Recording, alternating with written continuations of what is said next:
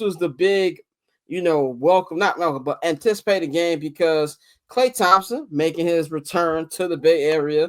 I thought what we saw from the organization is the difference between good organizations and bad organizations.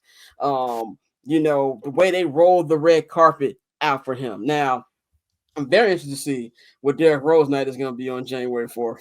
To see what the Bulls roll out for him. But I can guarantee you it's not going to be as nice as what we saw. Granted, I know he didn't win championships for him, but whatever. He's still one of your best players. What they did rolling out the red carpet for Klay, I thought was very, very well done.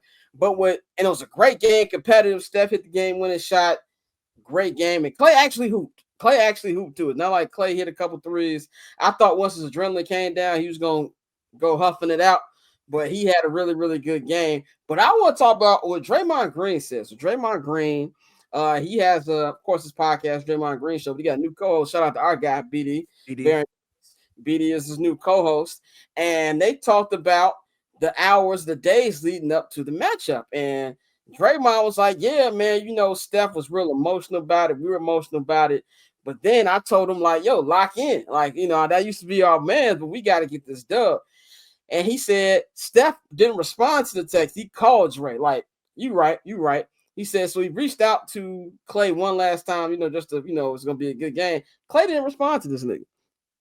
Klay didn't respond to him, left him on and like ghosted him. And I guess that made Steph mad. And Steph was supposed to speak before the game. He called, I guess, head of PR communications though with the Warriors, told him, cut that speech. I'm not talking no more. I'm not talking anymore.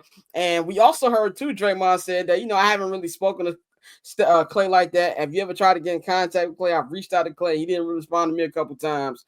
Now we know why Klay didn't get that. They didn't want to pay him the money. But to you, Pab, does this sound like it was a little bit more of is there something there? Now, obviously not no actual beef or hate between the two, but is there something there between Klay and Steph where maybe they aren't as super close as we thought they were, or maybe it's just a competition thing? No, I mean, I think it's both, right? Like, I think, if you Steph, both of them have a right to feel slightly betrayed by the other.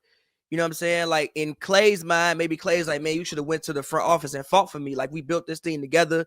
Now we came in together, but we, built this whole thing together. And if you Steph, I mean, you even see Steph at the end of the game, he was like, this is my shit, or whatever he said to the camera. But like, I think that Klay not rocking with them. And they probably might feel a way about Klay. Like, damn, you gonna leave over bread, bro? Like for real, you gonna leave over some bread? Like, we gave you, I think what the organization paid you. You were on the worst. Now he deserved the money, but you were on the worst contract in the NBA for about 5 years. They paid you $190 million, and you was out there averaging 18 when you came back, and you missed 2 years. So it ain't like the organization just completely did wrong by you. That ain't really what happened.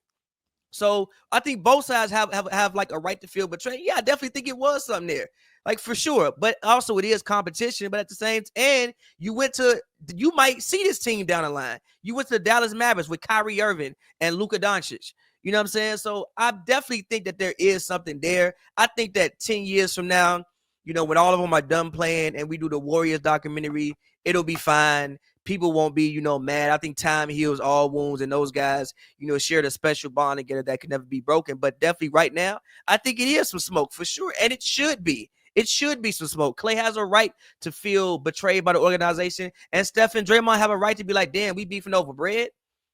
So, Yeah, I agree with you. I think I can see it from Klay's perspective 100%. I got to see from Steph's perspective too. Like, Klay can say, oh, you could have fought for me, and maybe Steph did. We don't know. We don't know the actual breakdown of what happened in the back. But I think what you also see too is a reminder, these are athletes and they're highly, highly competitive. We talk about, the things that used to slight Michael Jordan or slight Kobe Bryant. They're not the only ones like that. Obviously, Klay isn't on the level of those two. But maybe he felt like I carried y'all niggas a lot of nights. That was some nights with Steph. You wasn't doing your thing. I was one who did this. I was one who did that. Or y'all let Draymond get away with murder, and that's the dude you pay over me. So I feel like he definitely had, if there is some animosity for him to feel that way.